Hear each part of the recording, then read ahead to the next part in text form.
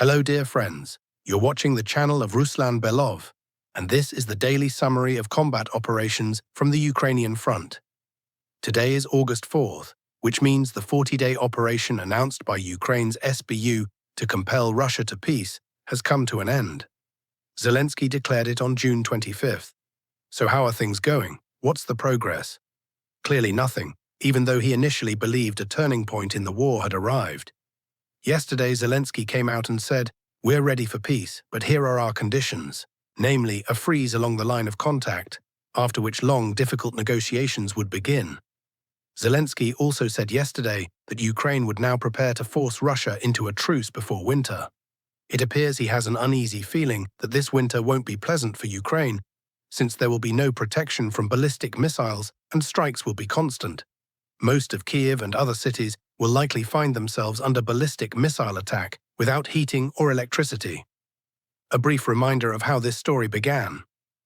Roughly 40 days ago, Ukrainian forces received a new wonder weapon, Hornet drones from an American company, a quality of drone not previously seen at the front.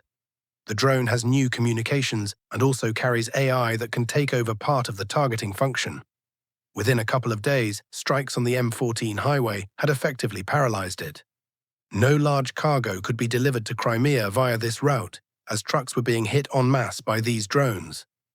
At the same time, Ukrainian forces struck the crossing near Kharkiv to prevent the Russian army from moving cargo through there. For the first couple of weeks, this genuinely looked impressive, and it seemed Russia was facing enormous problems. Ukraine's Magyar even declared there would be a blockade of Crimea. Ordinary Ukrainians were overflowing with emotion, convinced victory was near and Crimea would soon be retaken. But reality turned out to be somewhat different. Once the problem was properly addressed, it turned out to be entirely solvable. AFU units still occasionally attempt to break through to the highway, but it's now far harder. The vast majority of drones are being shot down by mobile air defense teams. So the situation has again turned grim for the Ukrainian side. No blockade of Crimea materialized, and in my view, one is essentially impossible. 40 days have passed, and Zelensky has nothing real to show his audience, because ballistic strikes on Kiev are now constant, and residents are forced to keep taking shelter and sleeping in the metro. Kiev has been left without air defense capable of intercepting ballistic missiles. During a recent strike, not a single missile was shot down. All of this could mean Kiev becomes largely unlivable this winter, and that threat is real, even though Ukrainian authorities have been preparing for it since last winter. In short, Zelensky has once again failed with his grand plan, as has happened more than once before. So friends, today is August 4th, and good news continues arriving from the front. In particular, the collapse of AFU defenses in the north continues, and it appears Ukrainian forces are still unable to stabilize the situation. This morning brought word that the Russian army has taken control of another settlement in Kharkiv region, Bakhchayevka. Clearly, the Russian army isn't planning to stop on the Vovchansk direction and will keep pressing before the opponent can recover. Just days after taking the settlement of Verovka, the neighboring settlement has now also fallen. The advance toward linking up the two bridgeheads is proceeding at a solid pace. The day has only just begun, and by evening there may be further positive news from this direction. Aside from the obvious advance toward linking with the other bridgehead, roughly 7 to 8 kilometers away, Russian forces still need to take the settlement of Prikholotny on one flank. It isn't small, and the map shows heavy fortifications around it. As visible on the map, the trench lines were built to hold off an approach from the north. But as happened before in Zaporizhzhia region, the pattern is repeating. Russian forces are advancing from west to east, which significantly eases the task of taking these trenches. In other words, the entire defensive scheme was built on the assumption the enemy would appear from the north. And here Russian forces will effectively be striking from the flank, meaning the full potential of these defensive lines likely won't be usable by Ukrainian troops. Either way, we'll see how this develops over the coming days and weeks. Independent OSINT analysts have also acknowledged the Russian advance on the Vovchansk direction. Everything discussed here keeps turning out to be accurate, which is rather telling. A French expert described exactly what's being said here, that thanks to glide bombs and strikes on FPV drone operators, the Russian army is softening Ukrainian defenses and gaining an edge in advancing on the Kharkiv direction, and that this advance is likely to continue at a fairly active pace. This won't resemble the months-long fighting for Vovchansk seen earlier in the war. The character of the fighting has changed, and Russian army positions here are now considerably stronger. Another point of interest is whether Ukraine will move to the next stage of escalation: strikes on bridges. Russia has a vulnerability in the Crimean bridge. Ukraine, by contrast, has an enormous number of bridges, and without them, Ukraine's problems would be immense. It's entirely possible that the response to Ukraine's Crimea-related escalation will be heavier strikes on Ukrainian bridges.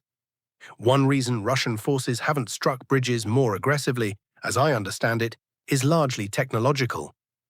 Hitting the precise point on a bridge with a heavy missile isn't a simple task.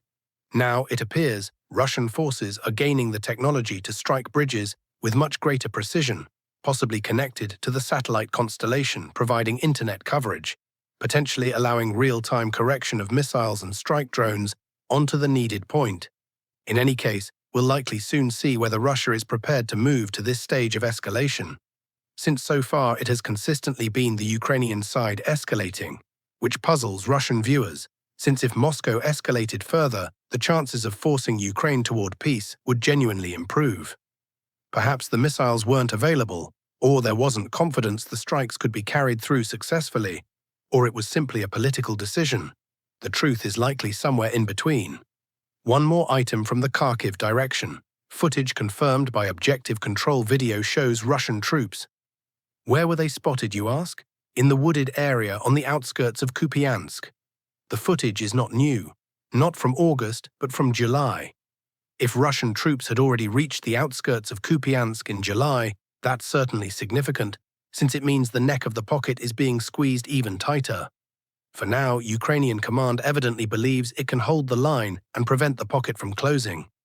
That a pocket is forming here, likely the largest since spring 2022, is now obvious to everyone. Yet the AFU still isn't withdrawing its troops from the area. They may only act once already encircled. Alternatively, they may soon pull forces from the Zaporizhzhia direction and redirect them here. But that would let the Vostok grouping begin advancing the front there instead. Either way, Ukrainian command faces a lose-lose situation, whatever it decides. We'll see how General Drapati handles it. What other frontline news came in over the past 24 hours? From the Druzhkivka direction, reports emerged of Russian troops entering Izhivka. No footage yet, so it isn't reflected on the map.